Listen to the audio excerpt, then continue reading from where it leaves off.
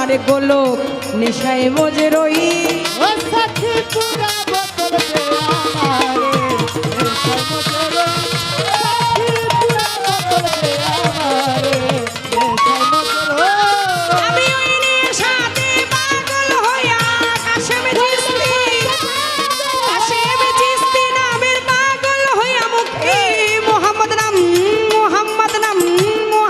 নাম কই সাকি পুরা পুরা বোতল দে আমারে নেশায় মজে রই।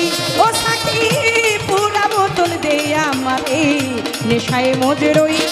ও সাথী পুরা বোতল দে আমারে নেশায় মজে রই।